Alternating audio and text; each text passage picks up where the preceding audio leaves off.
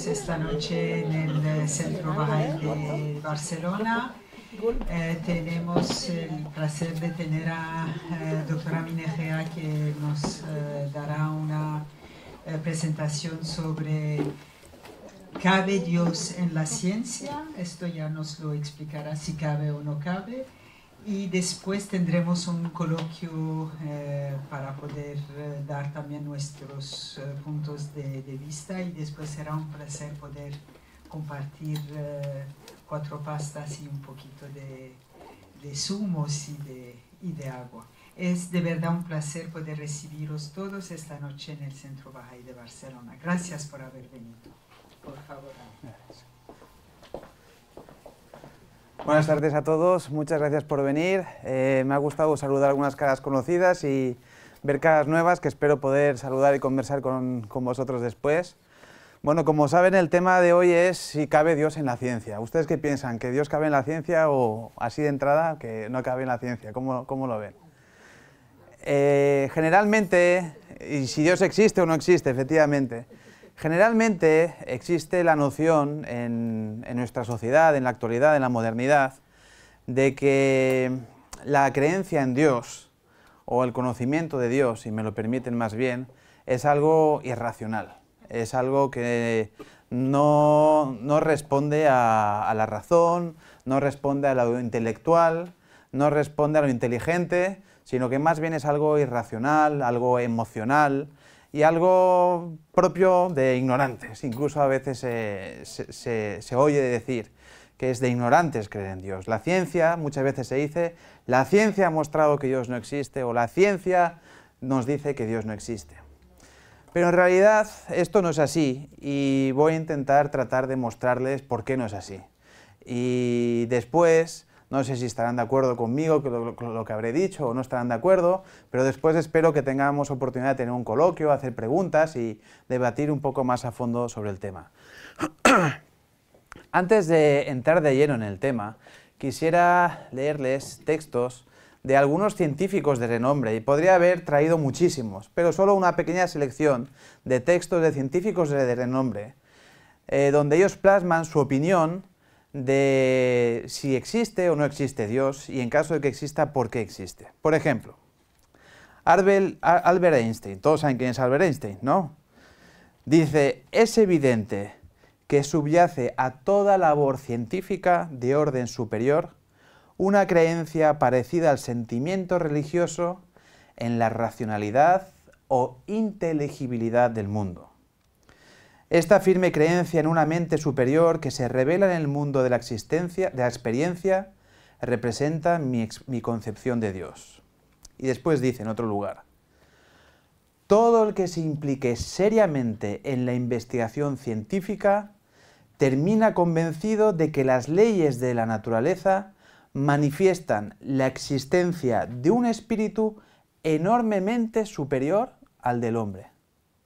Un espíritu frente al cual nosotros, con nuestras modestas capacidades, debemos sentirnos humildes. Fíjense, lo dice Einstein. Todo el que se implica seriamente en la investigación científica, es decir, investigas científicamente y llegas a dicha conclusión. Y aún en otro lugar dice Einstein, estamos en la misma situación que un niño que entra en una biblioteca enorme llena de libros en muchos idiomas. El niño sabe que alguien debe haber escrito esos libros, pero no sabe cómo. No entiende las lenguas en las que fueron escritos. El niño presiente oscuramente un orden misterioso en la disposición de los libros, pero no sabe cuál es. Tal es, me parece a mí, la actitud de hasta el más inteligente de los seres humanos frente a Dios.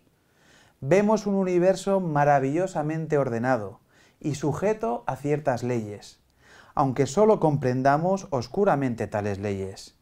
Nuestras mentes limitadas intuyen la fuerza misteriosa que mueve las constelaciones. Interesante, ¿verdad?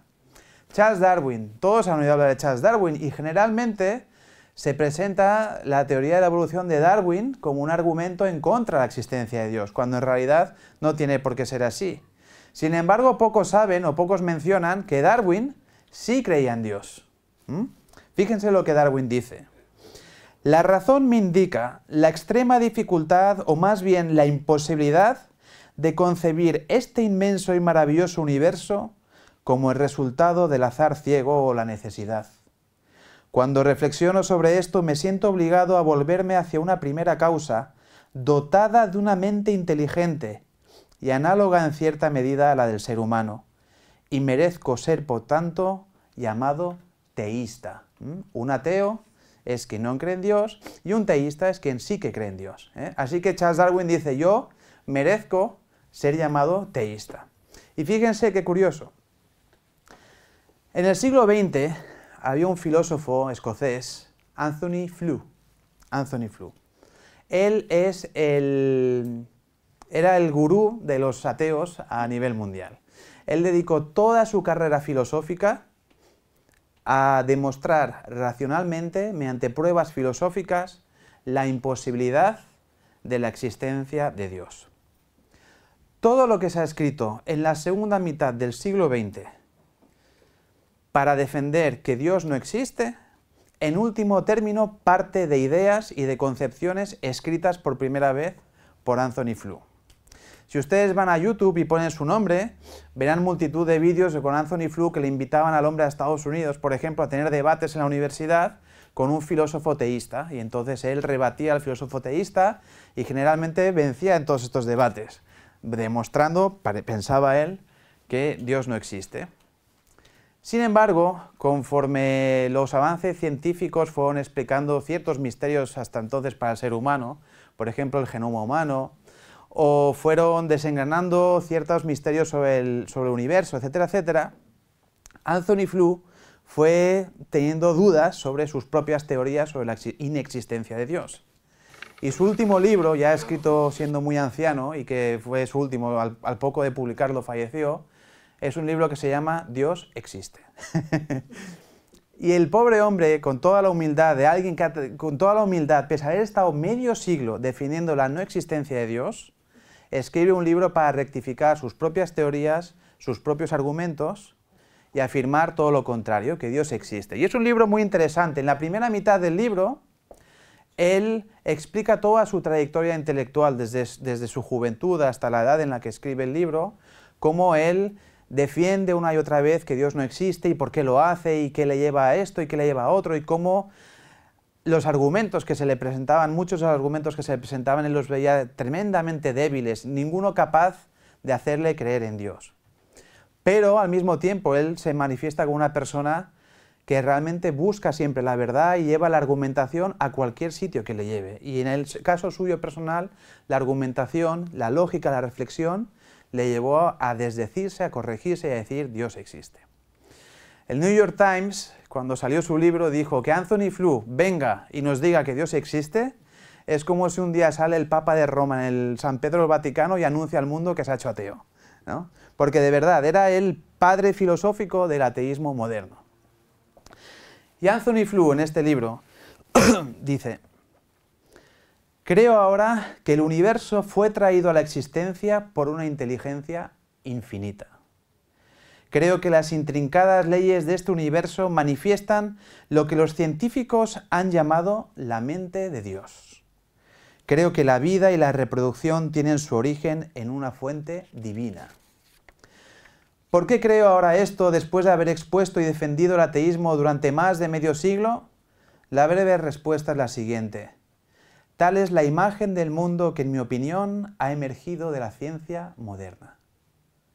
La ciencia atisba tres dimensiones de la naturaleza que apuntan hacia Dios. La primera es el hecho de que la naturaleza obedece leyes. La segunda es la dimensión de la vida, la existencia de seres organizados inteligentemente y guiados por propósitos, que surgieron de la materia. La tercera es la propia existencia de la naturaleza. Fíjense. Y luego en el resto del libro desarrolla estos puntos. Entonces, fíjense, ninguno de estos científicos, y podría haberles mostrado muchos más, Max Planck, Pasteur, muchísimos, ninguno de ellos dice, yo creo en Dios porque es lo que me han enseñado mis padres, yo creo en Dios porque es lo tradicional en mi sociedad, yo creo en Dios porque, no sé, porque sí, porque nunca me he parado. Todos dicen, creen en Dios porque su investigación científica y filosófica les ha llevado a esa conclusión. Y son científicos. Entonces, al ver que hay científicos que son creyentes en Dios, teístas, no podemos afirmar que la ciencia es atea o que la ciencia demuestra que Dios no existe. En todo caso, hay científicos ateos y hay científicos teístas, pero no podemos decir que la ciencia per se muestre la no existencia de Dios. Eso es falso y les he demostrado. Hay unos científicos que consideran que Dios no existe y hay otros que precisamente gracias a la ciencia creen que Dios sí existe. Y son tan racionales como los otros. Así que la afirmación de que la creencia en Dios es algo irracional, es algo tonto, es algo de quien no es intelectual, no es cierta, es falsa, ¿vale? Entonces, acuérdense, cuando alguien se lo diga, si aquellos de ustedes que son creyentes, si algún día alguien se burla de ustedes, eso es de patón. No, Einstein creía en Dios, incluso Charles Darwin, etcétera, etcétera. Y pueden citar a muchos más. Max Planck, etcétera, etcétera. Jan Zumeflu nos habla de los descubrimientos de la ciencia moderna y cómo estos a él le han ayudado a comprender que efectivamente existe una inteligencia suprema causante de la existencia de todo. Miren, lo primero que debemos preguntarnos es, lo que se pregunta la ciencia, lo primero de todo es, ¿de dónde surge la existencia? ¿De dónde surge el universo? Yo les pregunto a ustedes, ¿de dónde surge el universo? ¿De dónde? Díganme a alguien, por favor. ¿De dónde surge el universo? Del Big Bang, muy bien. ¿Y del Big Bang de dónde viene? Antes del Big Bang, ¿qué había? Nada.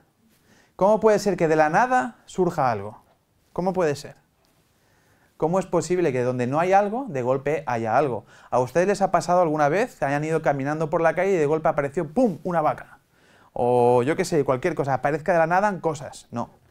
Todo en este universo tiene una causa. Todo viene de algo, procede de algo. Todo tiene una causa. Nada se genera espontáneamente. Pero, más complejo todavía, el universo no es solo materia. El universo que nosotros conocemos no son solo astros y planetas y materia negra, etcétera, etcétera. El universo también tiene leyes. ¿Sí? El universo también tiene leyes. La ley de gravitación universal, yo qué sé, las leyes. Todas las leyes que operan el universo, son muchas. ¿Esas leyes de dónde surgen? Podemos imaginarnos que, bueno, de la nada surge la materia, pero que una ley surja de la nada, una fórmula surja de la nada, ¿cómo puede ser eso? Que haya leyes implica que hay un legislador, debería implicar que hay un legislador, pero aún hay más. El universo no solo tiene materia, ¿cómo puede ser que donde no había nada de golpe haya algo? No solo tiene leyes, ¿cómo puede ser que haya algo inmaterial como son las leyes que pase de no haber, pase a haber? Sino que también tiene el universo su propio lenguaje. El universo tiene su propio lenguaje. Ese lenguaje es el lenguaje de las matemáticas. Todo lo que nos rodea, todo puede ser descrito mediante las matemáticas. Detrás de cualquier cosa que vemos, podemos describirlo como con una ecuación, con un algoritmo, con una fórmula. Todo. Entonces las matemáticas en sí mismas son el lenguaje del universo.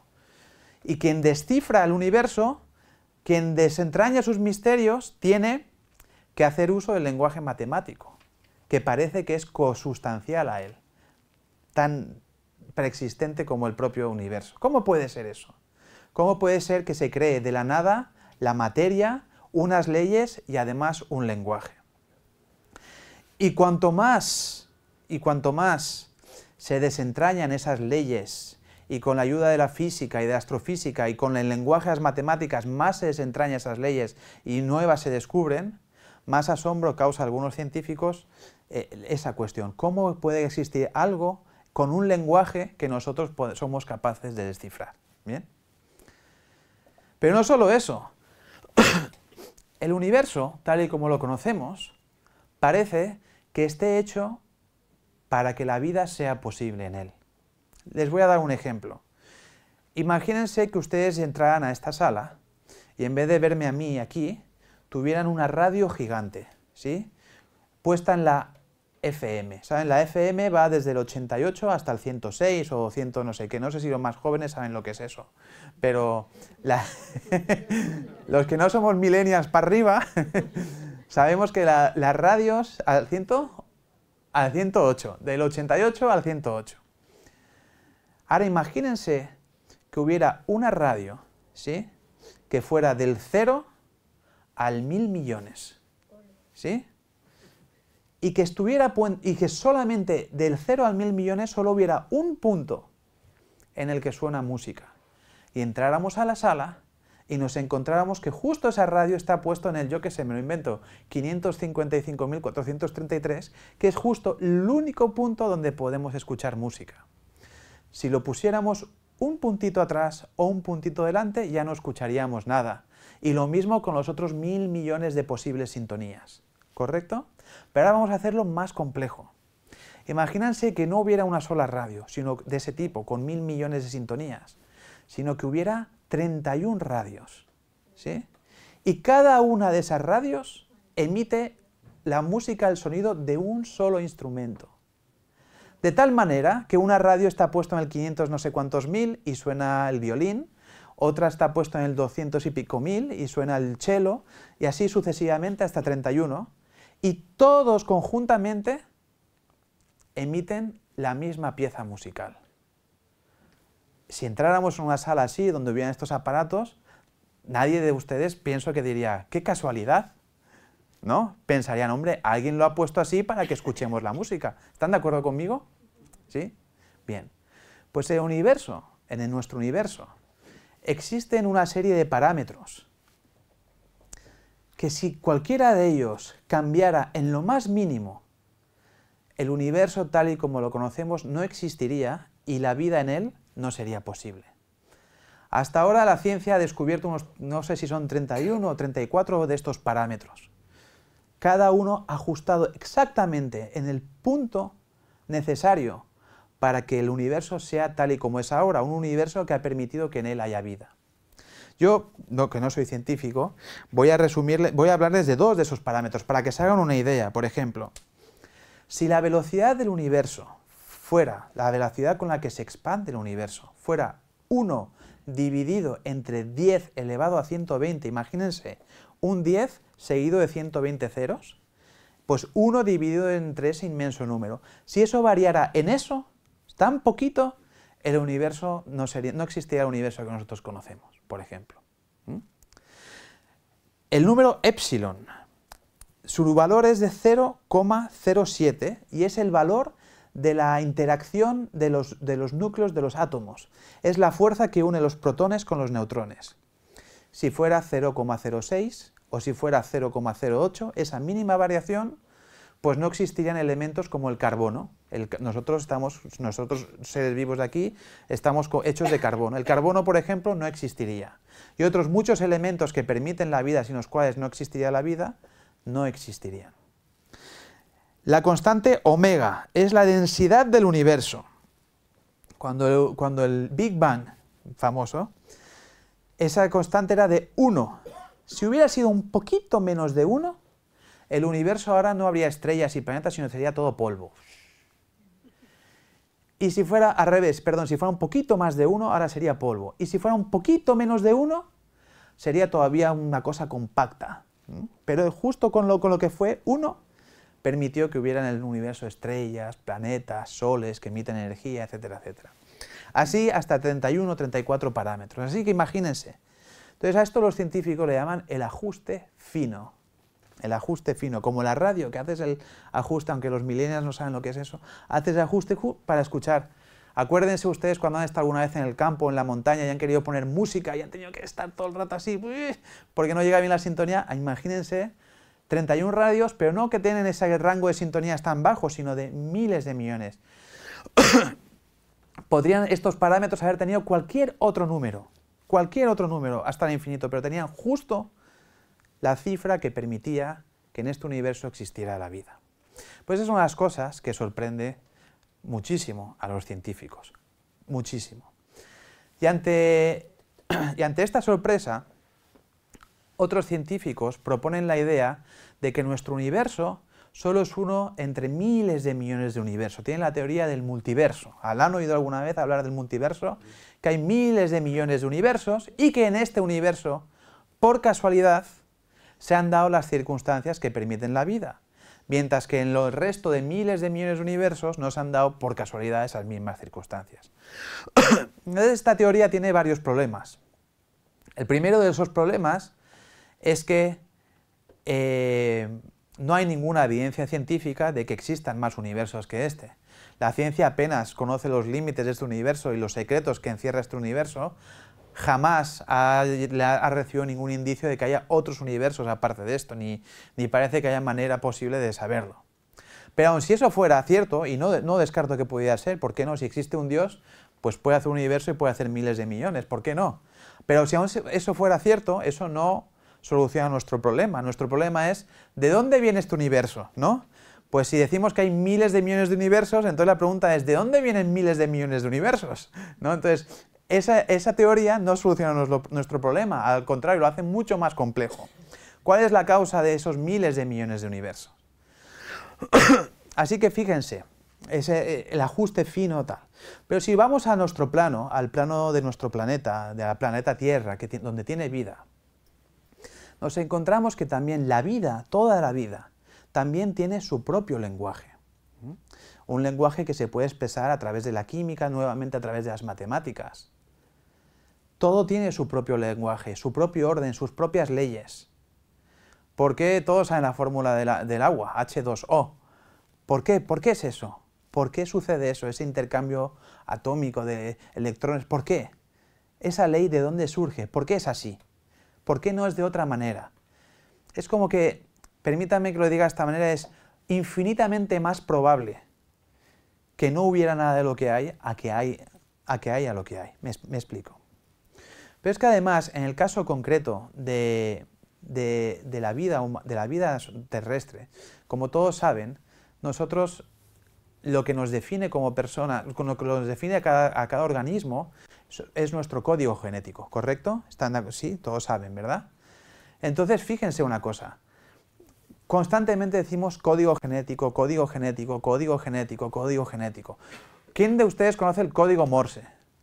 Conoce el código Morse, ¿no? Saben que el código Morse, si dices punto, punto, punto, pues es, no sé si es la S o la O, ahora no me acuerdo. Yo me acuerdo que SOS me dijeron en la escuela que era raya, raya, punto, punto, punto, raya, raya, raya, o al revés, punto, punto, punto, no me acuerdo.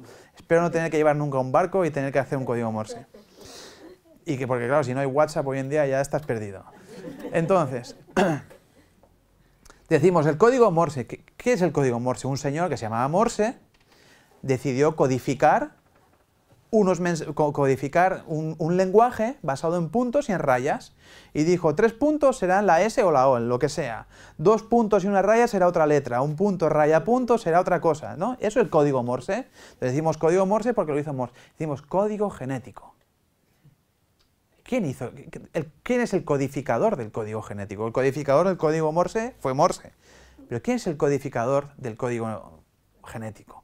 ¿Por qué? ¿Saben? Nuestro código genético está formado por 4 moléculas. Miren, yo he dado esta charla 1000 veces y todavía no me he aprendido estas 4 moléculas. Pero a los jóvenes, aprendérosla bien, que os lo preguntan en biología. Pero vamos, son la guanina, la citosina, la adenanina y la timina. Estas 4, ¿sí? Miren que he dado esto veces, ¿eh? Y solo me acuerdo de la guanina y la otra. Y de la otra que ya se me ha olvidado. Entonces, la combinación de estos 4... hace que cada organismo sea como es, ¿sí? Pero ¿por qué si la citosina y la adenanina y no sé qué se juntan de esta manera, pues uno sale rubio? ¿Y por qué si se juntan de aquella otra manera, pues uno sale lombriz? ¿Por qué? ¿Por qué si esto es así, esto es...? No, el código Morse lo sabemos. Punto, punto, punto es la S o la O, lo que sea, porque lo dijo Morse. ¿Pero por qué el código genético es así como es? Fíjense, saben que Bill Clinton en Estados Unidos en los años 90, esto también es una cosa que sonará chino a los millennials, en los años 90 lanzó el programa Genoma Humano, que consistía en hacer una inversión de miles de millones de dólares en financiar a laboratorios de todo el mundo para que desentrañaran, descifraran el código genético humano, ¿sí? Y finalmente, bajo la legislatura de Bill Clinton, se consiguió esta meta histórica para el ser humano, Y Bill Clinton dio un discurso a la nación anunciando que por fin se había descubierto, se había descifrado el código genético humano. Y al dar el mensaje, él dijo, hemos descubierto, algo así, parafraseo, hemos descubierto el lenguaje de Dios. ¿Sí? Y el lenguaje, ese discurso, ¿quién se lo escribió? Se lo escribió el coordinador de este proyecto de genoma humano, que era un biólogo, ¿sí? Un bioquímico. Y él ha escrito un libro que se llama El lenguaje de Dios, explicando por qué él como científico, y precisamente gracias a los descubrimientos de la complejidad de la genética humana, él llega a la conclusión de que, en último término, todo esto proviene de una mente inteligente que lo ha creado todo. ¿Sí? ¿Correcto?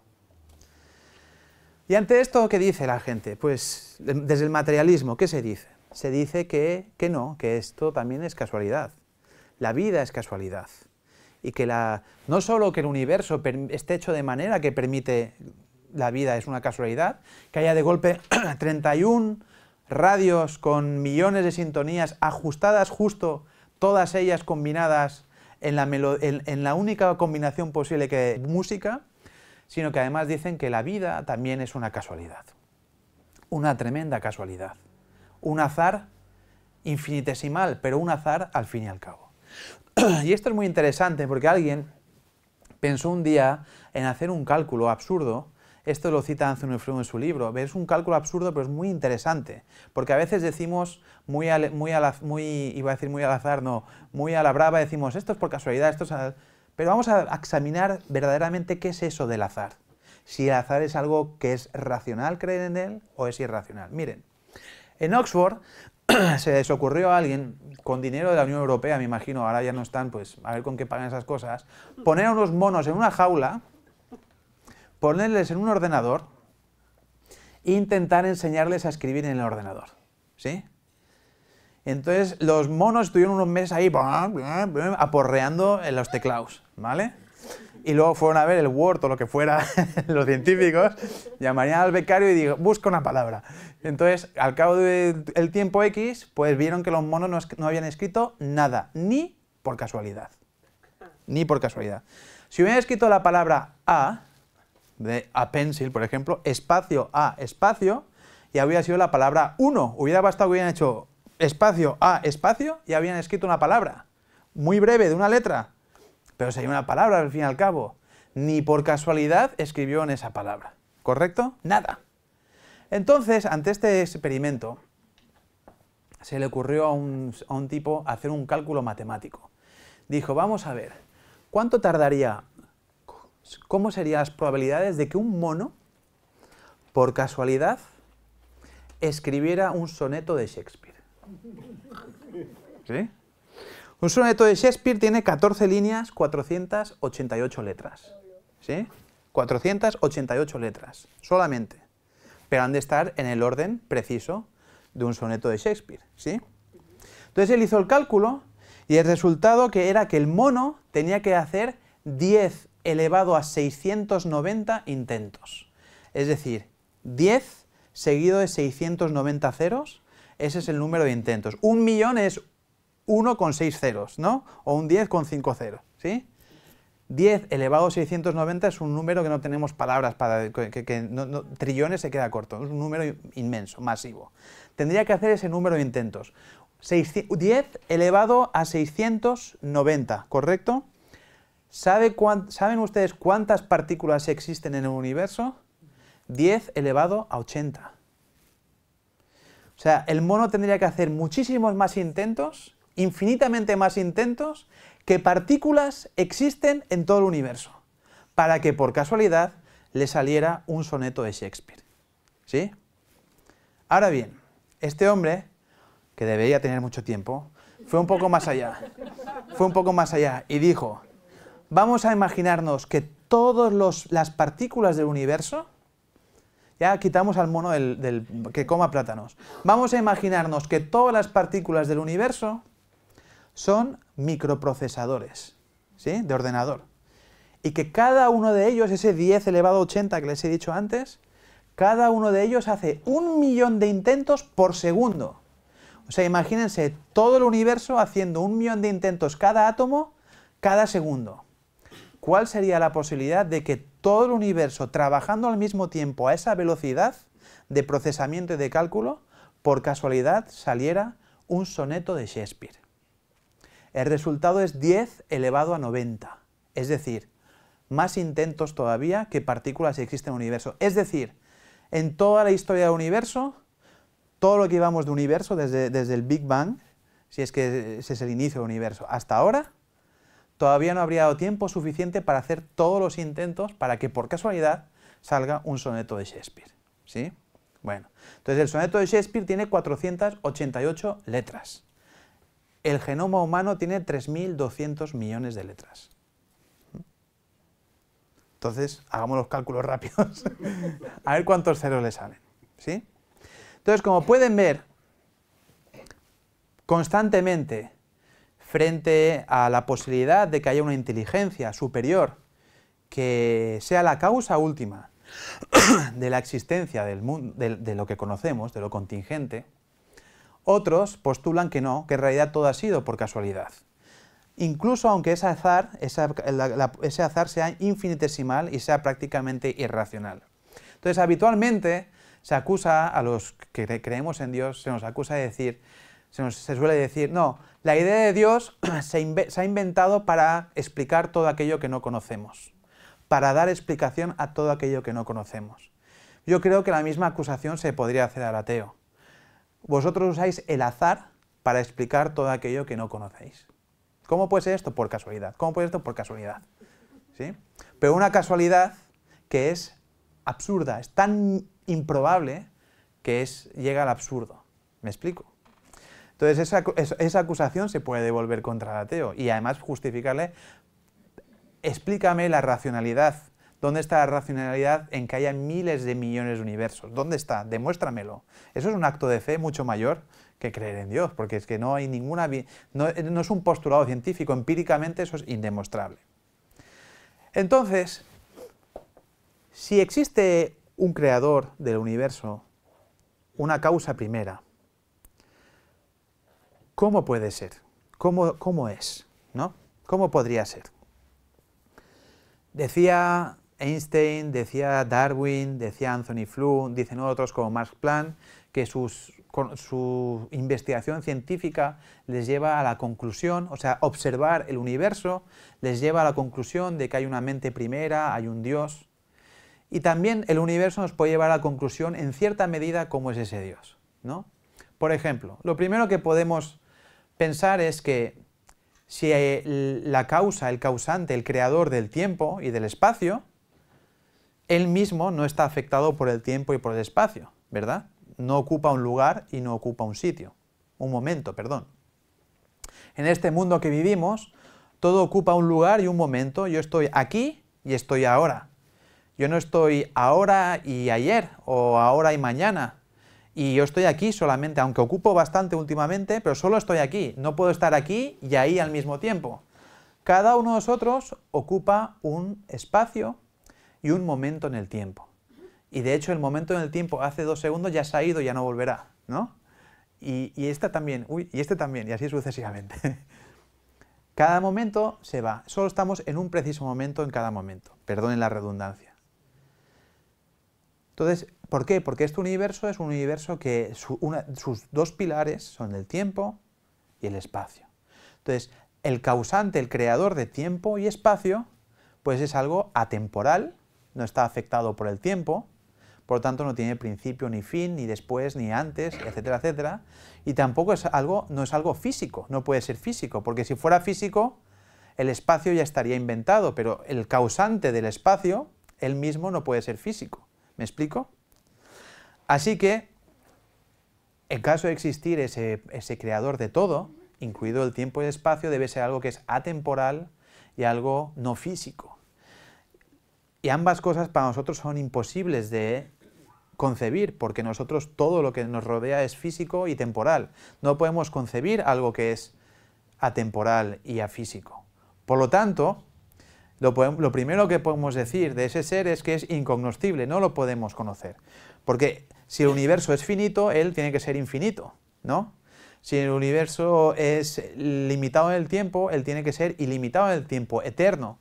Y nosotros no podemos comprender cosas que son, no podemos comprender cosas que son eternas y no podemos comprender cosas que son infinitas. Es imposible, porque nosotros mismos somos infinitos y somos limitados en el tiempo.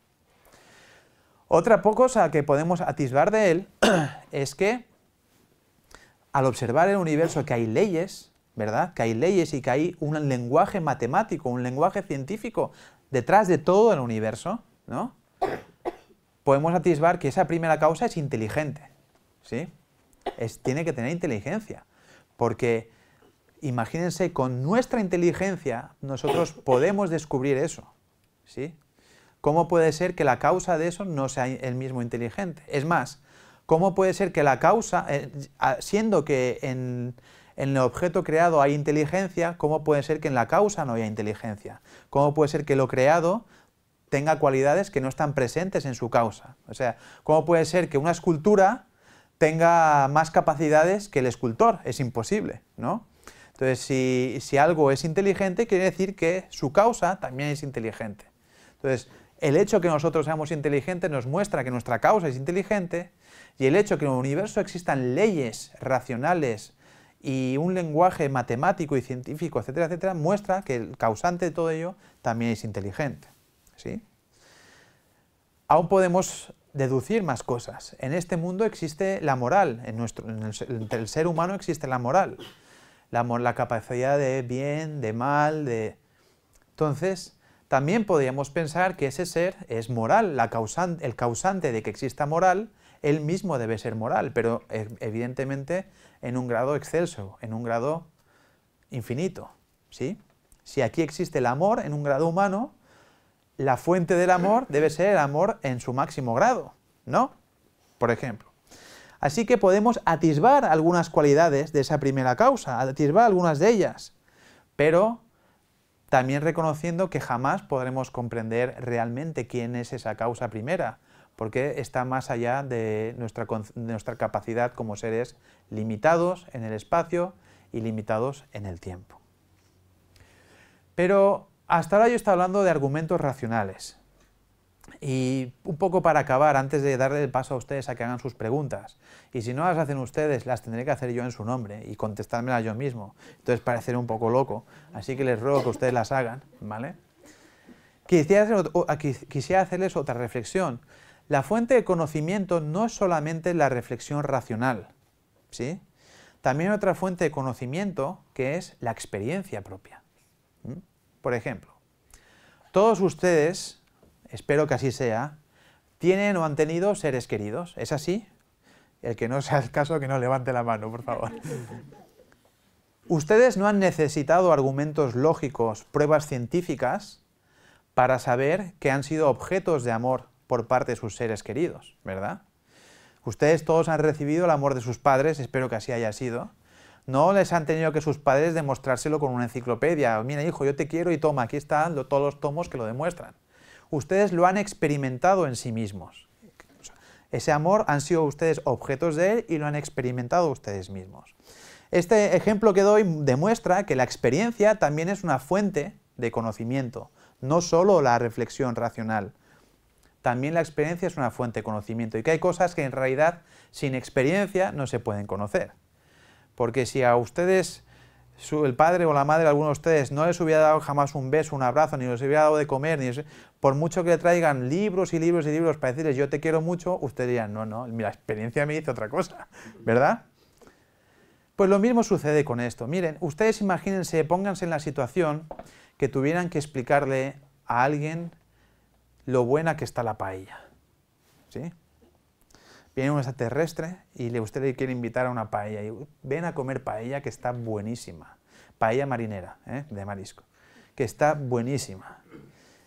Y le dirá al extraterrestre, no me fío, eso a lo mejor no está bueno. Que sí, que está bueno, que a la mayoría de terrícolas les encanta. ¿Y qué tiene que ver? Que a mucha gente le guste algo o crea en algo, no significa que eso sea cierto, y es verdad. Que mucha gente crea en algo no significa que eso sea cierto. Y la historia está repleta de ejemplos de eso. Entonces le podríamos decir, bueno, sí es verdad, pero mira, es que yo lo he probado. Y te prometo que el arrocito ese con las gambitas y los calamares y las almejitas y le echas el limón y luego le pones si quieres un poquito de alioli y está. Dice, me da igual lo que tú digas, me da igual, yo no me lo creo. No tiene sentido que 4 granos de arroz y un animal muerto estén tan buenos, no tiene sentido, no es lógico eso, ¿verdad? Entonces dice, pues tienes razón. Entonces llamo a un amigo químico, ¿no? Un químico de los alimentos, y le digo, Manolo, por favor,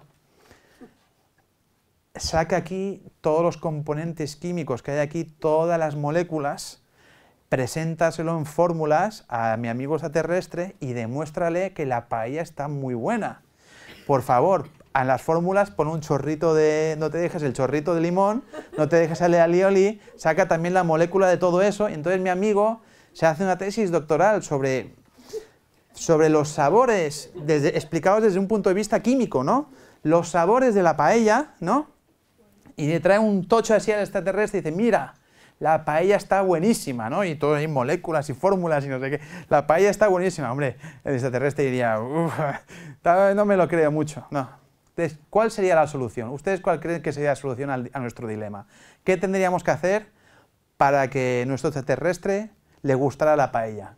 ¿Qué tendríamos que hacer? ¿Eh? Que se la coma, efectivamente. Y acabaríamos antes, ¿sí o no? ¿Sí o no? Y entonces esa es la importancia de la experiencia. Ella lo ha dicho lo primero. ¿Tú te comes la paella? ¿Te la comes toda? Muy bien. Esa es la importancia de la experiencia. Y lo mismo sucede con Dios. Se puede llegar a la conclusión de Dios desde un punto de vista racional, pero también se puede llegar desde el punto de vista de la experiencia. Por eso, no está bien faltar el respeto o denigrar a quien cree en Dios, porque muchísimas de las personas que creen en Dios realmente han sentido la experiencia de Dios en sus vidas. Es una experiencia, igual que la experiencia del amor de sus padres o el amor de sus hijos o lo que sea. Es una experiencia.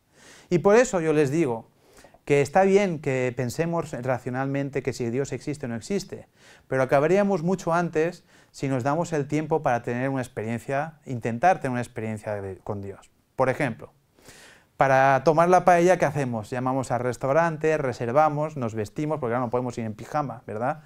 Al restaurante vamos, nos tomamos un tiempo, y si nunca hemos comido una en la vida y de golpe vemos ahí marisco muerto, tal, hacemos, venga, quítate de manías y prueba, a ver qué pasa, ¿no? Eso haría nuestro amigo extraterrestre. Pues si ustedes no creen en Dios, si alguno de ustedes no cree en Dios, yo le animo a que haga algo parecido. Tómese un tiempo, prepárese, vaya a un lugar que para usted sea un lugar bonito y sencillamente hable con él, dedíquele 10 minutos a eso. Hable con él, explíquele sus miedos, sus angustias, explíquele por qué no cree en él.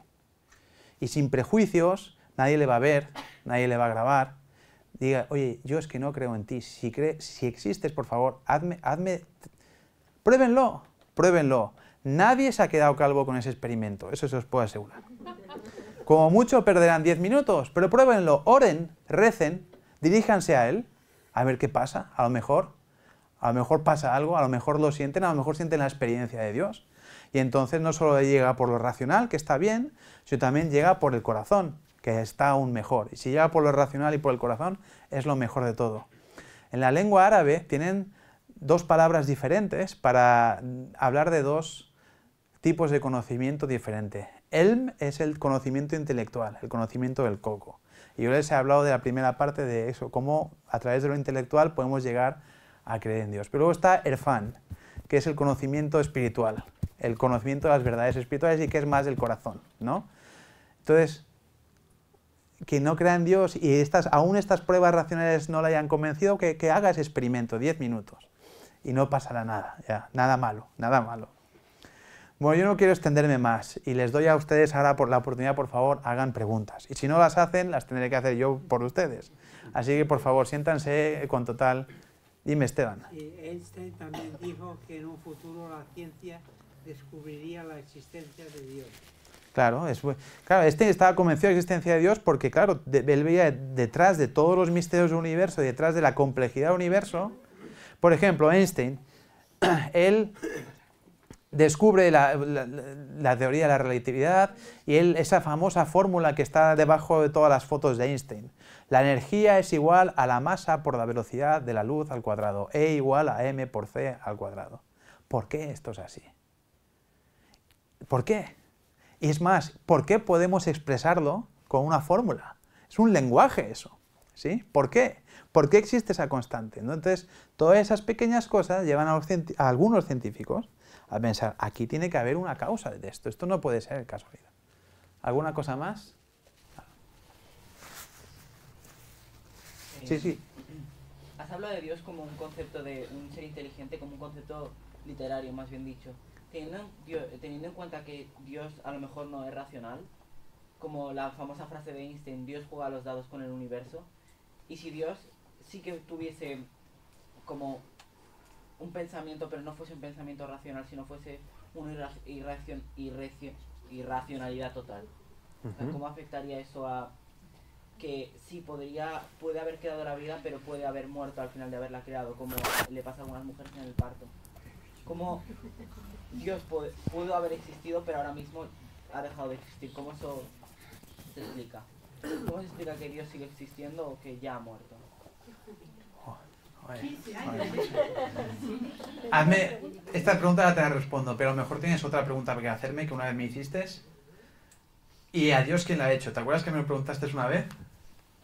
Bueno, pues ya la hubo, yo me acuerdo. Bueno, vamos a ir primero por la primera parte. Mira, mucha gente dice, sí, puede haber una primera causa, como decía Aristóteles, un primer motor, pero ¿quién nos dice que es racional? ¿Por qué tiene que ser racional? Tiene que ser algo irracional. Entonces, esto se puede responder de varias maneras. La primera, como decía antes, es que vemos que en el universo hay razón, hay raciocinio, hay inteligencia, hay un orden, hay unas leyes, hay un lenguaje. Y todo eso nos habla de algo racional, una mente racional, no una mente irracional. Lo irracional provocaría caos, sería constantemente caos. Sin embargo, hay un orden, de hecho, todo hay un lenguaje. Quédate con el concepto del lenguaje.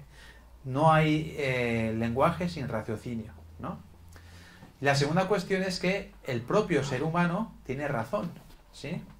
Nosotros somos racionales, seres racionales. Y entonces, es lo que decía antes, ¿cómo puede ser que en lo creado, en la criatura, haya cualidades que no estén presentes en el creador, ¿no? Imagínate que un escultor esculpiera, como decía antes, una estatua, y la estatua tuviera capacidades mayores que las del propio escultor. Eso sería imposible, ¿no? Como mucho, es que sería imposible. Entonces, lo creado no puede tener cualidades que no están presentes en el creador. Por tanto, si nosotros somos racionales, el creador de ese ser racional, él mismo tiene que tener razón. Si no, ¿de dónde saca la racionalidad? O sea, ¿de dónde surge la racionalidad? No sé si me explico. Es como, te lo voy a decir de otra manera. De un niño de 1 año, ¿no? Pues que todavía no tiene la razón desarrollada y no tiene los conocimientos, uno no espera que haga algo complejo como un ordenador cuántico, ¿verdad? Porque no tiene la capacidad para hacerlo. La existencia del ordenador cuántico nos muestra que quienes hicieron ese ordenador cuántico tenían una gran inteligencia, un gran conocimiento, una gran capacidad de raciocinio, de deducción, etcétera, etcétera, ¿no? Y otras muchas cosas, perseverancia, etcétera, etcétera. El objeto creado nos desvela algunas cualidades del creador. Entonces, el hecho que aquí haya raciocinio y que también el universo responda a las leyes y a esto, nos implica que su causa es a sí misma racional. Luego decías, ¿y cómo sabemos que esa causa no está muerta, no ha desaparecido, ¿no? Fíjate, en el universo no existe la inexistencia, ¿no? Todo se transforma en otra cosa, pero la inexistencia no, nada cesa de existir, en todo caso se transforma. La materia se transforma, la energía se transforma, pero ni la materia ni la energía desaparecen, ¿sí? Es decir, en el universo es eterno, lo que hay en él es eterno, aunque cambie de forma. Por otra parte, el universo, como decía antes, está limitado por el tiempo y por el espacio, ¿no? Vamos a separar estas dos cuestiones. Si el universo no existe no existe la inexistencia, quiere decir que el causante del universo tampoco puede estar afectado por la inexistencia, ¿no? Porque ha dotado al universo de la capacidad de ser sempiterno, ¿sí? Por lo tanto, el mismo es sempiterno. Por lo que decíamos antes, no puede ser que la causa no tenga cualidades que sí están presentes en su creación. Pero al mismo tiempo, en el universo hay tiempo y hay espacio. Por lo tanto, la causa del tiempo y espacio no tiene tiempo y no tiene espacio. Por lo tanto, no puede dejar de existir y no puede dejar de estar, porque no ocupa un tiempo y no ocupa un lugar. Es algo que no podemos concebir, pero está más allá de tiempo y espacio. Y la desaparición o la inexistencia son una ficción que nosotros vemos en este mundo contingente que está limitado por el tiempo y por el espacio. Repito, es una imaginación, porque sí, nosotros nos podemos morir, pero nuestro átomo pasa a la tierra, de la tierra se va a la planta, de la planta se va a la vaca, de la vaca se va a la leche, de la leche se va al vecino de al lado, ¿sí? Entonces nosotros como personas ya no estamos, pero la materia que estamos formados sigue ahí. De hecho, pónganse a pensar, los átomos que están en su cuerpo a lo mejor hace miles de millones de años estaban, yo qué sé, hace cientos de millones de años estaba un dinosaurio. Pero en cualquier caso, todo lo que ven aquí estuvo en un primer momento en el Big Bang, ¿sí? No, se ha ido transformando, pero nunca ha dejado de existir. Es una ficción, que la inexistencia es una ficción desde la perspectiva humana, ¿no? Pero en términos más absolutos vemos que solo existe transformación, no inexistencia. No sé si he contestado tus tres preguntas, pero a la cuarta que te añadí yo, que es, ahora voy, que es, ¿y quién ha hecho a Dios? ¿No? ¿Y quién ha hecho a Dios? Bueno, antes un pequeño juego conmigo. ¿Quién se ha hecho esta pregunta alguna vez? ¿Y a Dios quién la ha hecho? ¿Y Dios de dónde viene? Va, no se han crimido, levanten la mano. Va, yo creo que todo el mundo se ha hecho alguna vez. Y si existe Dios, ¿y a Dios quién la ha hecho? Yo no lo he hecho, pero me la han hecho. Ah, te la han hecho. Fíjense, miren, en este mundo, en este universo, ¿no? Todo tiene una causa, ¿sí? Todo tiene, en realidad, todo tiene como mínimo una causa, pero ahora hablaremos que es mucho más complejo. Por ejemplo, la causa de que yo exista son mis padres. La causa de que mis padres existan son mis abuelos. La causa de que mis abuelos existieran eran mis bisabuelos, y así sucesivamente nos podemos dar al inicio del universo. Pero en realidad es más complejo que eso. Porque yo no estoy solamente aquí causado por mis padres. También estoy aquí porque cuando me he puesto enfermo ha habido un médico que me ha curado. Me he puesto aquí pues porque estoy aquí porque no me he muerto en ningún terremoto o en un accidente, ¿no? Estoy aquí porque se han dado una serie... ¿Me explico? Cada uno en realidad es consecuencia de infinidad de causas. Infinidad de causas, ¿no? Entonces esa es una ley del universo. Que todo tiene, como mínimo, una causa. Pero en realidad, muchísimas causas. Todo es causado por algo. Todo. No hay nada que surja espontáneamente que se autogenere, ¿sí? Si algo es capaz de crearse a sí mismo, es que ya existía antes. Eso es imposible, ¿no? Entonces, todo obedece a causas. Es una ley del universo.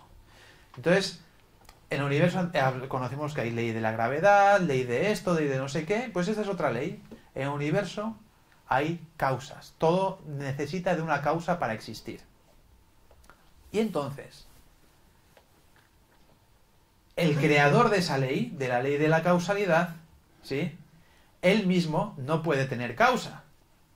Porque si tuviera causa, querría decir que la ley de la causalidad ya existía, ¿no?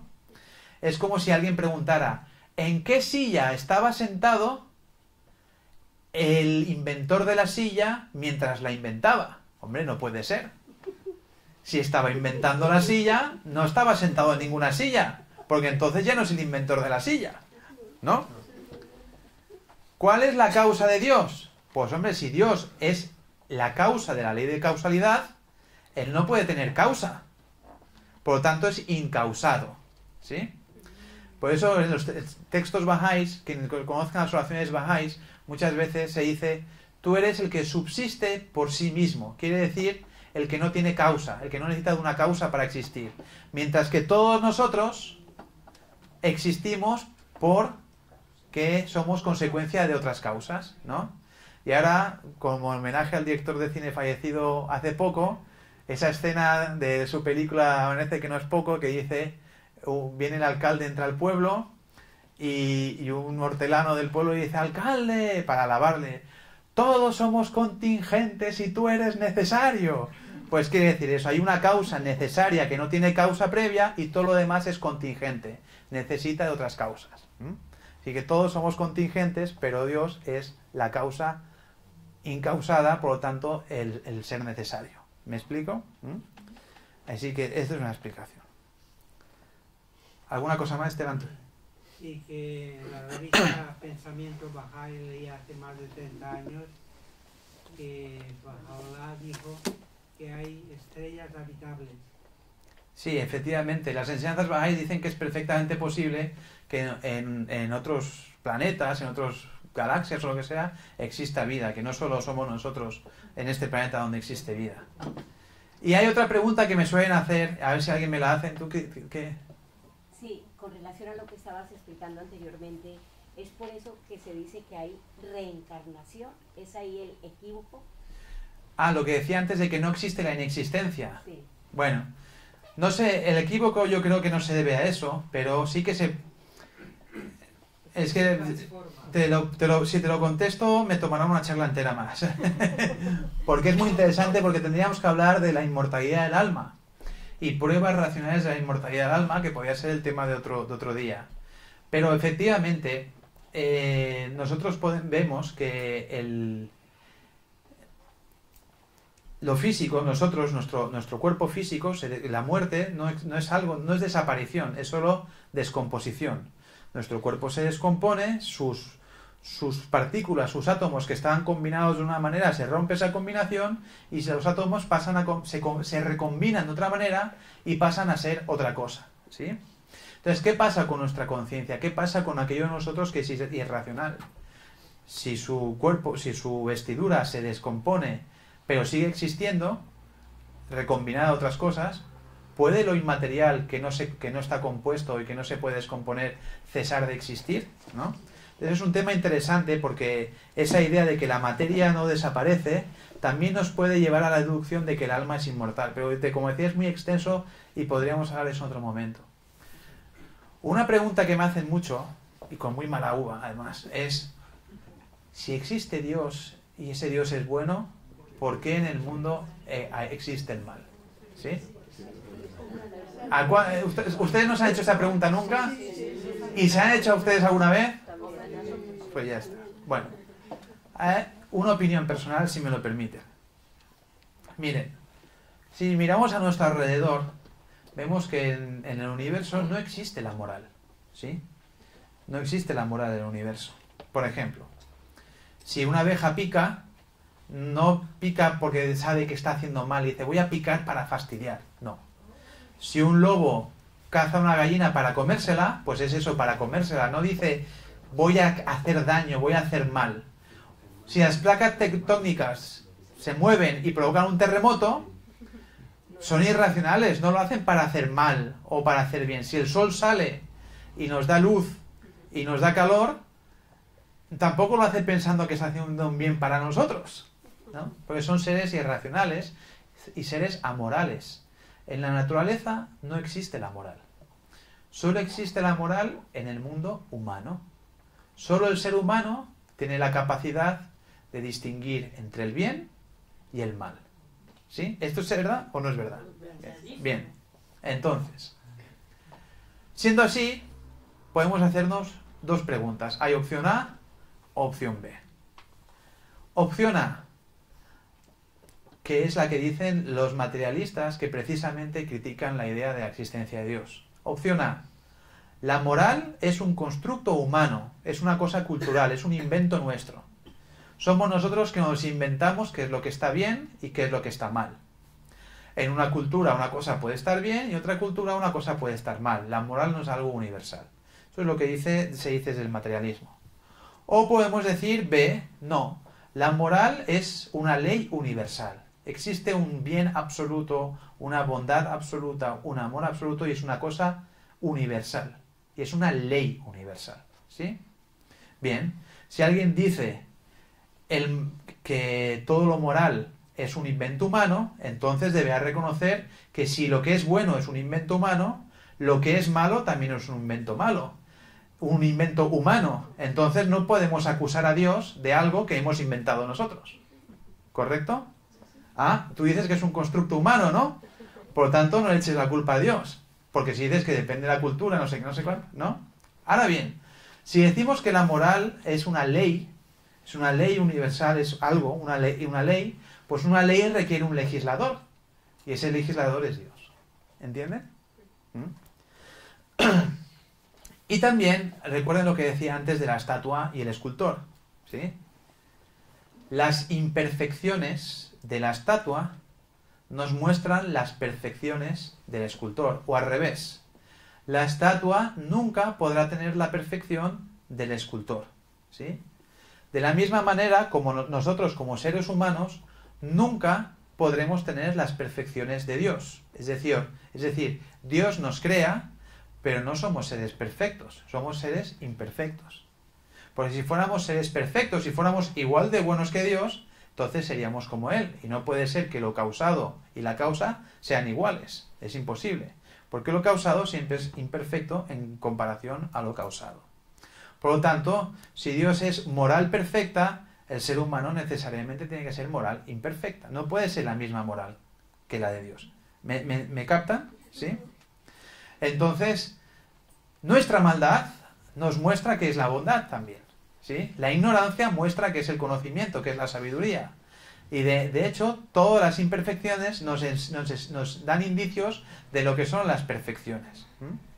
Y cuando tenemos esas perfecciones, pues estamos más cerca de Dios, porque más nos parecemos a Él, aunque nunca podamos llegar a ser como Él en absoluto. Y cuantos más imperfecciones tengamos, ¿sí?, pues menos nos parecemos a Él, más alejados, más imperfectos somos todavía, ¿no?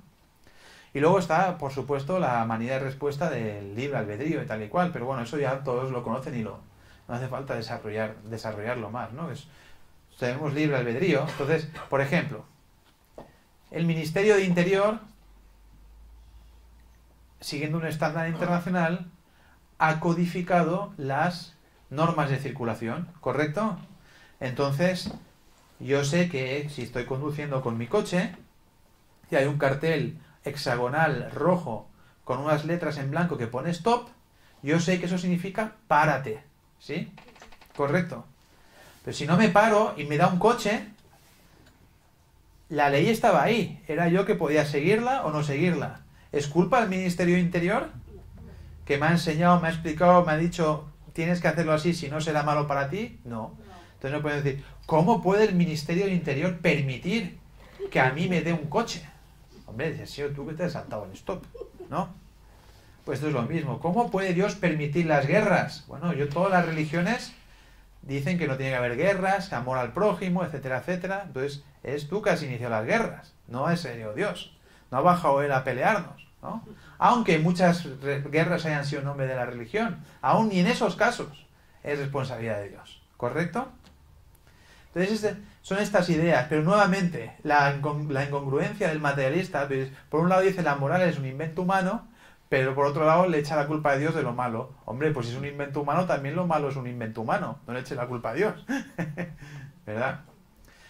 En cualquier caso, lo importante es que comprendamos que la pregunta de si Dios existe o no existe es una pregunta importantísima, porque implica muchas cosas. Implica, en primer lugar, preguntarse si Dios existe, ¿por qué yo como ser humano soy como soy? ¿Por qué tengo un alma racional? ¿Por qué puedo pensar en Él? ¿Por qué puedo reflexionar sobre Él? ¿Por qué los seres humanos somos como somos? Es más, ¿cuál es el propósito de la existencia humana? ¿Por qué Dios no nos ha hecho como las vacas, o como las serpientes, o como los perritos? ¿Qué necesita una vaca para ser feliz? Ayúdenme, por favor. ¿Qué? Comer, ¿qué más? Seguir su instinto. Comer, dormir y reproducirse, no necesita nada más. La plenitud de la vida de la vaca consiste en eso, ¿verdad? Seguir su instinto y satisfacer 2 o 3 necesidades muy básicas. ¿Nosotros podemos ser felices solo con eso? Efectivamente no, aunque alguien ha dicho aquí en primera fila de vez en cuando, pero no nos bastaría. No nos bastaría para ser felices con solo dormir y solo comer. La vida de la vaca a ella le hace alcanzar su plenitud, pero a nosotros no nos hace alcanzar la plenitud de nuestras vidas. ¿Por qué nosotros necesitamos tener escuelas, tener derecho, tener economía, tener medicina, conocer la ciencia, hacer descubrimientos? Y aún así no alcanzamos la plenitud de las vidas, no alcanzamos la felicidad. Y la vaca solo con dormir y con pastar, más feliz que la una. ¿Por qué? ¿Por qué el ser humano tiene algo que no está presente en el resto de seres vivos, ¿no? Eso es una pregunta. Si Dios existe y entonces Él nos ha hecho así, ¿por qué? ¿Por qué? Otra pregunta es, ¿y las religiones? ¿Qué pintan en todo eso? ¿Cómo Dios nos ha hecho nosotros? ¿Sí? ¿Cómo se comunica con nosotros? A ver si va a ser verdad lo de las religiones. A ver si de verdad son portavoces de la divinidad. Eso es otra pregunta para hacerse. ¿Y si Él se expresa a la humanidad, a esa criatura distinta a todas las demás que Él ha creado a través de las religiones, ¿no? Entonces, en realidad, contestar con un sí a la pregunta de ¿Dios existe? Nos abre infinidad de otras preguntas que son muy incómodas y muy difíciles de responder, porque tienen implicaciones trascendentales para nuestra vida diaria. Por eso quizás algunos se sientan más cómodos no pensando en el tema y dejándolo de lado y ya está.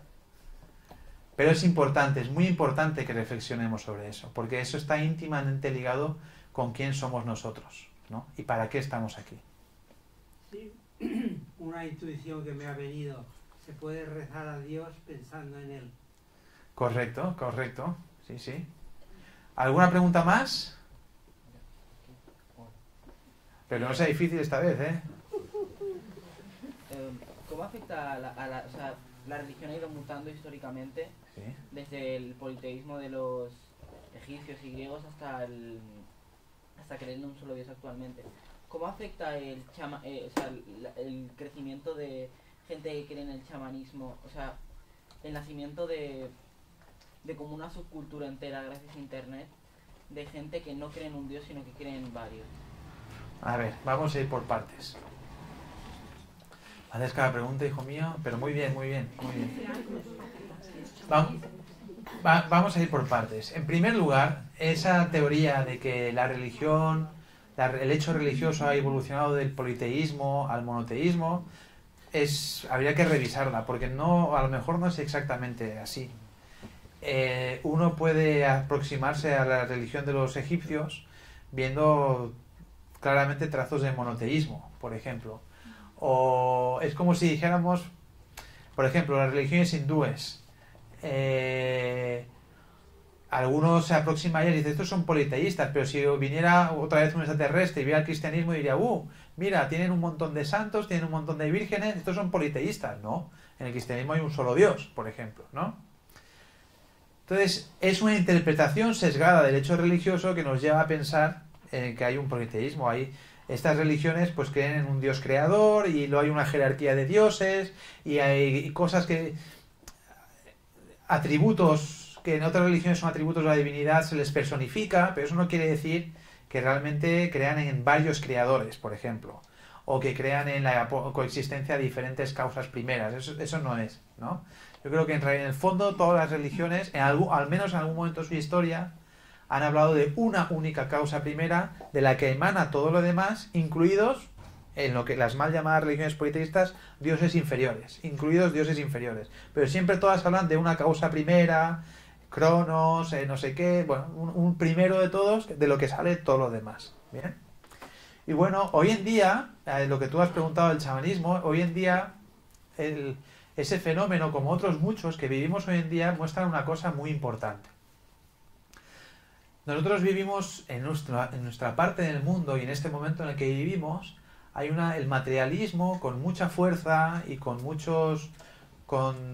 todas sus herramientas, los medios de comunicación, las escuelas, etcétera, etcétera, ha infundido en la sociedad la idea de que no existe Dios, de que no existe el espíritu humano, de que la espiritualidad es una tontería y ha desbancado conceptos básicos que ha tenido la humanidad durante toda su historia, o por lo menos ha tratado de desbancarlos. Sin embargo, el ser humano tiene una inclinación natural hacia lo espiritual, hacia lo trascendente, tiene una inclinación natural. Y todas estas expresiones de la resurgir del chamanismo o de un montón de movimientos y de cosas no son más que la consecuencia de esa inclinación natural del ser humano hacia lo espiritual. Y algunas personas pues lo buscan en una cosa, otras personas lo buscan en otra cosa. Pero al fin y al cabo son miembros de una sociedad a la que se la trata de castrar espiritualmente, ¿sí? Pero que ellos, los miembros, muchos miembros de la raza humana, no se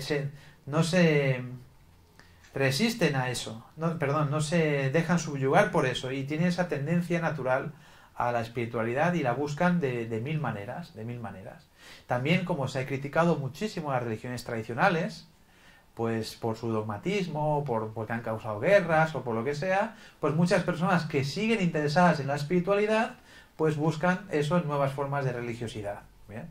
Pero hay que verlo como, pues eso, como el instinto espiritual de los seres humanos. Mira, un amigo una vez decía, igual que comemos, cenamos y desayunamos todos los días, también el alma humana necesita alimento diariamente. Pero vivimos una sociedad que no le da ese alimento diario, ¿no? Lo que nos da es rebajas, Papá Noeles, día San Valentín, ahora dentro de poco, cariño, no te voy a regalar nada, cosas por el estilo, ¿no? Materialismo, consumismo. Pero dentro del ser humano está esa inquietud por lo trascendental, aunque no lo sepa definir, ¿no? Y la mejor prueba de eso es cómo cuando una persona accede directamente a las escrituras sagradas de cualquier religión y lee directamente, cómo eso siempre le impacta. Siempre dice, bueno, yo estoy de acuerdo, esto está bien, pero yo no creo en Dios, ¿no? Siempre, porque hay ese instinto que todos nosotros tenemos dentro de nosotros. Quisiera comentar algo acerca de esto brevemente, que parte de las ideologías politeístas que existen en el mundo, digamos que la más conocida eurocentristamente es la mitología griega, pero también existe dentro de, por ejemplo, la cosmogonía latinoamericana, también un politeísmo, y dentro de África también, los yoruba, etc. Pero hablando de lo que es la mitología griega, digamos, pues son historias que también tienen un poco sus explicaciones que se han como pasado en todas las épocas como literatura oral de tiempo en tiempo, y ellos también se explican a sí mismos esas historias como que el antropomorfismo, el antropo, que significa humano, y morfismo, forma humana, que le dan a características humanas que le dan a los dioses, son simplemente como partes para entender partes de la psique humana. Entonces, si tú estudias como la historia de quién es Apolo, de quién es Atenea, de quién es Afrodita y todos ellos, entiendes que ellos se inventaron también una manera de poderse entender a sí mismos como seres humanos, y todas sus dudas y todas sus cuestiones, inquietudes acerca del mundo, la espiritualidad y el universo.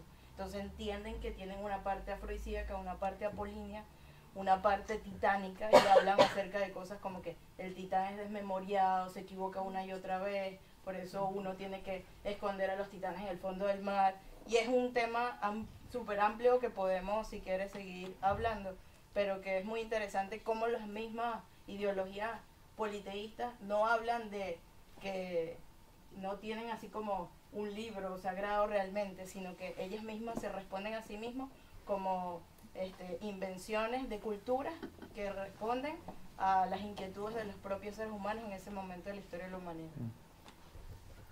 Muy bien, sí. Ya que convences también, gracias a tu charla, amo más a Dios, aunque creía en Él. Ahora lo creo. Bueno, tú ya venías convencida de casa. No. Pero siempre me encuentro impotente contestar a personas cuando me hablan cosas de que no creen en Dios. Ahora espero con lo de Einstein y de Darwin y tal, y el ejemplo de la paella que se me quedó, vamos, el extraterrestre y tal. Pero para esta frase, porque siempre tengo amigas íntimas tan buenas, pero de verdad, su ejemplo de vida, de carácter, de comportamiento, de educación de hijos, de comportarse en la sociedad y es abogada y de ser justa y practicar la justicia con sus amigos en el cole, la veo y tal, de verdad, yo que soy Bahá'í y creo en Dios, me avergüenzo de mí misma porque ella, su comportamiento es más Bahá'í, más de creyente en Dios que yo misma, dando ejemplos, digamos, de educación de hijos o forma de ser en la vida. ¿Cómo puedo contestar o cómo contestarías tú que tienes esta capacidad de convencer tan excelente, de verdad? Me dicen, no necesitamos de ningún Dios ni ninguna religión. Yo hago todo lo que mi cabeza, mi cerebro dice para comportar bien y yo practico el bien en mi vida y no necesito de Dios ni de religión para hacer el bien. Y la verdad, ejemplo de bien, ¿eh? Es una persona excelente, le puedo dar el nombre, pero como va a salir en YouTube no voy a dar, pero tengo un montón de amigos así. Vale, te contesto, voy a intentar brevemente porque ya tenemos que ir acabando. Mira, en primer lugar, no creer en Dios no quiere decir que una persona sea mala. Y lo contrario igual, creer en Dios no te hace bueno, ¿no? No nada que ver. Y además vemos a nuestro alrededor ejemplos todos los días, ¿no? Entonces, esto es así. Al contrario, pienso yo, es una apreciación muy personal, el creyente que se comporta mal, en realidad está haciendo mucho peor que el que no es creyente y se comporta mal, porque está traicionando aquello en lo que cree, ¿verdad? Bien, dicho esto, mira, el ser humano, para desarrollarse, necesita educación, ¿no? Ha habido experimentos y ha habido casos fortuitos en la historia en los que un niño o una niña se han quedado solos con animales. Ha pasado. La historia de Mowgli del libro de la selva está basada en hechos reales. Y en España hubo un hombre que el pobre se crió entre lobos y está vivo todavía o ha fallecido hace poco. Y también ha habido casos lamentables de padres que han cogido a sus hijos y los han encerrado en un cuarto durante años sin contacto con otros seres humanos, o incluso que los han encerrado en gallineros, en sus gallineros, sin contacto con seres humanos, ¿no? Y estos casos lamentables nos han mostrado una cosa que lógicamente parece evidente, pero también desgraciadamente gracias a esto hay una prueba empírica, y es que cuando los han encontrado, pues estas personas, pues el que se crió con gallinas se comportaba como una gallina, el que se crió con lobos aullaba, etcétera, etcétera, ¿no? Es decir, no desarrollaban el lenguaje humano, no desarrollaban el comportamiento humano, ni las habilidades propias de un ser humano. ¿Qué quiere decir eso? Que el ser humano necesita de educación para desarrollarse. Entonces, de hecho, ninguno de los que estamos aquí se ha educado a sí mismo, aislado de los demás. Hemos ido a la escuela, nos ha educado nuestras familias, nuestro entorno, la sociedad, todos hemos recibido una educación de nuestro entorno inmediato, extenso y global. ¿Sí? Todos. Nadie se ha quedado solo toda la vida desde su nacimiento y se ha educado a sí mismo y luego ha venido con ropa del Corte Inglés. Eso no ha sucedido nunca y no va a pasar nunca, ¿verdad? Entonces, si a nivel individual estamos de acuerdo en que el ser humano para desarrollarse necesita de un educador, lo que es válido para cada uno de nuestros individuos, cada uno de los individuos también es válido para la totalidad de la raza humana, ¿no? No puede ser que los individuos todos necesiten de un maestro para desarrollarse, cada uno individualmente, pero que la totalidad no, eso es incoherente, ¿no? Porque al final la humanidad es la suma de todos los individuos, ¿no? Entonces la humanidad como colectivo necesita de un educador. Igual que un trozo de una parcela, para que haya un jardín, necesita un jardinero. Si nadie interviene, pues ahí surge una selva con desorden, con caos, etcétera, etcétera. Pues la humanidad es igual. Colectivo humano necesita de educación para desarrollarse como humanidad, ¿sí? Y las religiones, esa es la perspectiva Bahá'í, y eso es lo que decía el amigo de la revelación progresiva. Las religiones, desde la perspectiva Bahá'í, no son sino manifestaciones, diferentes manifestaciones en la historia del mismo Dios, y los fundadores de las religiones no son más que educadores de la humanidad, que vienen a educar a la humanidad para ayudarla a desarrollarse espiritualmente, y ese desarrollo espiritual trae consigo como consecuencia también el desarrollo científico, el desarrollo tecnológico, etcétera, etcétera. Mira, cuando que las personas no reconozcan que la fuente de la justicia, ¿cuál es?, no les impide ser justos. Ellos al final aprenden qué es la justicia. Pero ¿cuál es la fuente de la justicia? ¿De dónde viene la justicia? ¿De dónde viene el concepto de justicia? ¿Quién ha enseñado al ser humano qué es la justicia? Bueno, desde mi punto de vista particular han sido las religiones. Luego la humanidad ha rechazado las religiones, pero ha mantenido los valores que han enseñado las religiones, ha mantenido la justicia. Pero ¿cuál es la fuente de la justicia? ¿De dónde viene? ¿Dónde se enseñó por primera vez? ¿No? Que yo me haya olvidado del profesor que me enseñó a sumar y restar, me olvidé de su nombre, o no me cayera bien, no resta el hecho que yo sé sumar y restar, ¿no? No quita el hecho que yo sé sumar y restar. Lo aprendí en algún momento. La humanidad igual sabe algunas cosas hoy en día, sabe algo de justicia, aunque el mundo está lleno de injusticia, sabe algo de una serie de valores, pero todos en último término provienen del hecho de religioso, ¿no? Por además, fíjate, antes lo hablábamos con una profesora de religión. Si no existe la idea de Dios y no existe la idea de que el ser humano tiene un lado trascendente, ¿cómo justificamos todos los valores morales? ¿Por qué hay que ser bueno? Tu amiga, ¿por qué quiere ser buena? ¿Por qué? ¿Para qué? Pero ¿por qué? Ha tenido una educación cristiana. No, sí, pero ¿qué le obliga a ser buena? ¿Qué nos obliga a ser buenos? Al ver el mal. ¿Y qué? Pues yo hago el mal a otro para mi bien, ¿por qué no? Entonces el concepto es ese, que al final todos los valores en último término se nos han enseñado, ¿no? ¿Y quién nos los ha enseñado? ¿No? Volvemos a lo de antes, si son un invento, entonces lo malo no le podemos echar la culpa a Dios. Y si es una ley universal, ¿esa ley de dónde viene? Pues de Dios. Entonces ese invento entonces es un invento divino, ¿no? Y entonces ¿cómo nos ha enseñado eso Dios? Pues desde mi punto de vista, a través de las religiones. Por eso la importancia, ¿ven? La idea de Dios nos lleva a preguntarnos por las religiones, por nuestro propósito en la vida, por qué elegir el bien en lugar del mal, nos lleva a preguntarnos un montón, nos abre, no nos satisface nuestra curiosidad, al contrario, nos abre muchísimas, infinidad de nuevas preguntas. Y cambiaría la sociedad si fuéramos respondiendo cada una de ellas, la cambiaría totalmente, la forma de ser el mundo, ¿no? Bueno, amigos, no quiero extenderme, sí. Entonces, ¿por qué crees que la amiga o todos intentamos hacer el bien? No me queda claro. Bueno, porque nuestra sociedad ha aprendido esos valores y los individuos los hemos aprendido, pero en último término, esos valores tienen una fuente divina y una fuente religiosa, aunque la persona no los reconozca, los niegue, ¿me explico? También por el bienestar que nos produce. Bueno, yo eso lo pongo en duda. Yo eso lo pongo en duda. Dice una psicóloga, ella es abogada, la que te digo que no cree. Porque sabe que si habla por mal ir a la cárcel. pues, En nosotros no está mal, dice la papá, un niño, cuando la mamá le da pecho, el niño no muerde el pecho de la mamá. claro. Así que dentro de nosotros está bien. Claro, a algunas personas les puede, efectivamente, el bien debería causarnos bienestar, pero también es cierto que a algunas personas les causa, buscan su bien, en la búsqueda de su bienestar causan mal a otros, ¿no? En la búsqueda de su bienestar, por ejemplo, el violador en la búsqueda de su satisfacción, pues viola. El ladrón en la búsqueda de su satisfacción roba.